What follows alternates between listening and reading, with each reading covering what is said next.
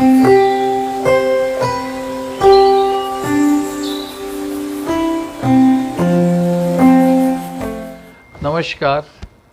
आज का विषय है कि दिल की बीमारी को मैं कैसे पहचानूं, कब मुझे डॉक्टर से संपर्क करना चाहिए और अगर मेरे को डॉक्टर नहीं मिल रहा है तो मैं घर पे कैसे निदान उसका कर सकूं फौरी तौर पे और थोड़ा सा समय गेन कर सकूं।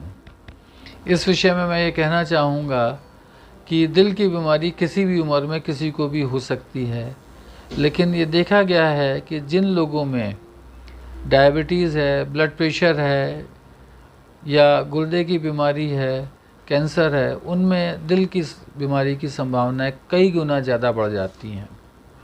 तो जो इन बीमारियों से ग्रसित है उसको सबसे ज़्यादा अपने शरीर का ध्यान रखना चाहिए कि जितना मैं नॉर्मल रह सकूं उतना मेरे लिए बेहतर है। एक आम इंसान जिसको कि इस तरह की कोई बीमारी नहीं है या उसे पता नहीं है, वो भी कब अपने को महसूस करे कि साहब मुझे तुरंत डॉक्टर की सलाह लेनी है। अगर किसी भी इंसान को सीने में दर्द शुरू होता है बाईं तरफ, या सीने में बीचों बीच दर्द होता है या घुटन लगती है, उसको एकदम से बहुत पसीना आने लगता है, या दर्द सीने में होते हुए बाएं हाथ में पीठ पर या गले की तरफ या जबड़े में जा रहा है, तो उसको एकदम सजग हो जाना चाहिए कि कोई मुसीबत आने वाली है या आ गई है। ऐसे में अमूमन अक्सर घरों में सॉर्बिट्रेट की गोली रहती है। आधी गोली लेट करके जीभ के नीचे आप तुरंत लेट करके आराम करना चाहिए। अगर इस आधी गोली से आपको आराम मिलता है तो दिल की बीमारी होने की संभावना करीब 80-90% होती है और उस समय आपको हर हाल में डॉक्टर से संपर्क अतिशीघ्र करना चाहिए। अगर आराम भी नहीं मिल रहा है तो भी आपको ये सोचते हुए और परेशानी बढ़ रही है या बनी हुई है तो भी आपको डॉक्टर से संपर्क करना है अपनी इस समस्या के लिए। सबसे ज़रूरी चीज़ है कि अगर आपके घर में ब्लड प्रेशर की मशीन है या शुगर नापने की मशीन है तो इन दोनों को तुरंत आपको नापना चाहिए। हार्ट की गति आपको नापनी चाहिए। इनमें से तीनों में से अगर कुछ भी गड़बड़ है तो आपको तुरंत डॉक्टर के पास जाना चाहिए। दिल के मरीज में जितनी जल्दी आप अस्पताल में अपने इलाज के लिए जाते हैं उतना ही जल्दी आपको फ़ायदा होगा और ख़तरा उतनी ही जल्दी टाला जा सकता है।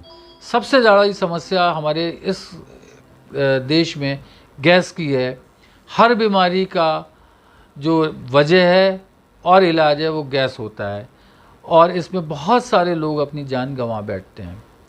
तो किसी भी बीमारी को गैस कह करके टालना नहीं चाहिए, बल्कि इसका एक कंफर्मेशन होना चाहिए कि ये वाकई गैस है या कोई और समस्या है। इसके अलावा जब भी कभी आपको इस तरह की परेशानी महसूस हो तो 2-3 चीज़ों को हमेशा जो है अवॉइड करना चाहिए। उनमें जीना चढ़ना, पैदल चलना और चीज़ों को भोजन को करना या खाना, इन चीज़ों को अवॉइड करके तुरंत लेट जाना चाहिए, आराम करना चाहिए और नियरेस्ट हॉस्पिटल या डॉक्टर के पास जा कर के अपना ईसीजी ज़रूर कराना चाहिए। ब्लड प्रेशर और शुगर के अलावा ईसीजी नॉर्मल आने का मतलब यह है कि आपको चांसेस और या ये इस बात के ज़्यादा हैं कि शायद हार्ट की समस्या ना हो, लेकिन फिर भी 20-25% केसेस ऐसे होते हैं जिनमें ईसीजी नॉर्मल होने के बावजूद दिल की समस्या हो सकती है। ऐसे केसेस के अंदर जिन डॉक्टर्स को आप दिखा रहे हैं या तो वो खुद ही आपको रेफ़र करके बताएंगे, और अगर लगता है कि बहुत प्राइमरी लेवल पे आप गए हुए हैं और आपकी समस्या का हल नहीं मिल रहा तो एक अच्छे टर्शरी बड़े सेंटर में आपको जाना चाहिए जहां अपना पूरा इलाज कराना चाहिए। इन पूरी चीज़ों में उसमें सबसे अहमियत यह है कि आप अपनी बीमारी को कितनी तवज्जो देते हैं। अगर चीज़ आपकी बिल्कुल नॉर्मल निकलती है तो आप कोई नुकसान नहीं है और शारीरिक और मानसिक रूप से आप पूर्णतः स्वस्थ महसूस करेंगे। अगर कोई कमी निकलती है तो उसका निदान होके दोबारा से आप स्वस्थता की ओर बढ़ते हैं।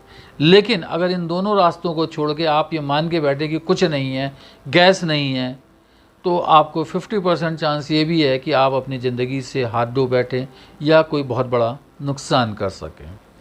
इसके अलावा कभी भी अगर आपको सीने में दर्द, तो एक वजह है हार्ट की तरफ जो इंडिकेट करती है, बाकी कभी सांस फूलना, सिर्फ सांस फूलने की जो है एक बहुत बड़ी वजह दिल की बीमारी या अटैक हो सकता है, या एकदम से बेहोशी आ जाना, चक्कर आ जाना बहुत तेज़ी से, ये एक वजह दिल की हो सकती है। ब्लड प्रेशर का बहुत ज़्यादा बढ़ जाना, बेहोशी हो जाना, नस फट जाना, ये भी एक बहुत बड़ा इंडिकेटर है हार्ट की बीमारी का।